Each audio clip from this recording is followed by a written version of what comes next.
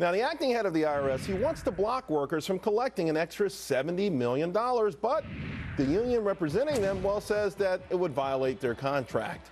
Tea Partier Scottie Hughes is furious about this, and our Melissa Francis is here as well. Scottie, we got to start with you. You're a Tea Partier. Sounds fair, right? Wait a minute. First of all, we have a union within our own government? Seriously, does that not, that seems really weird that we're having to hire people to actually protect themselves from ourselves. And we're using taxpayer dollars to do this. And that's my question. And well, if you want to get a little bit more upset, in fact, 201 IRS workers are full-time. They work full-time for the union, even though they're being paid by the IRS. And here's the crazy part. I want to know, what does it take to get a bonus in the IRS? You know, you get a bonus because you go above and beyond your job and do something extraordinary. Here's my question for you. What is it? Did they audit more people? Did they find more loopholes? Or did they just win the limbo contest at the last IRS convention? What do you have to do to get a bonus? It's true. It's a great point, because in finance, you can always quantify exactly what someone does to get a bonus. You see how much more money you made on the money you were given. What do they do with these guys? I mean, do they say you collected this much more than you were supposed to? I love it. Acting Chairman Danny Werfel is saying, this is not a reflection of the quality or performance of the work done by you and your colleagues, but rather an unfortunate byproduct of the budgetary situation. What do you mean it's not a reflection of the quality of the work that you did? That's what a bonus is. It is supposed to exactly reflect the quality of the work that you did or didn't do. So why in the world would it not be in response to the poor job they've done? They should not get a bonus. So what is it? Is this just that unions, when they say bonus, is a euphemism like the extra money they owe me at the end of the year? Yeah. I mean, it's guaranteed. I mean, by definition, a bonus is not guaranteed. That's what it's supposed to be about, is an incentive to work harder and do more, stay later, produce more.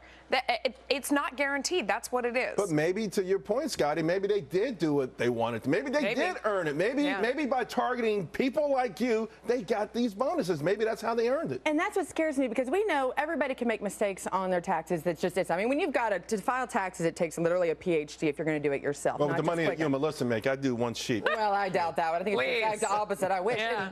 So that being said, was it the fact that, you know, they sat here and got all this extra tax dollar from a little granny because she forgot to file that she put goodwill donations, right? Oh, yay. I guarantee these bonuses, which are 6 figures in most cases, are much more than anything that they ever actually collected from people who didn't pay right. $70 million is a lot of money. You know, Melissa, here we are in this era of sequester, shared sacrifice, government, you know, actually trying to do what people watching the show have had to do for the last 5 years, tighten that belt, go without, maybe lose a house, maybe lose a job, that kind of stuff. This is outrageous. Even no matter what side of the political aisle you're on, you should be upset about this. Absolutely. In the wake of all this is why serious economists are saying that we need to dramatically overhaul the tax system. That means slim it down, because this is just the nature of the beast. When people are doling out money that isn't theirs, they don't do it in the same way we would if it is yours. So when you have, you know, government workers giving other government workers bonuses, it's not coming out of their pocket, so they're more generous with it. That's why you see economists saying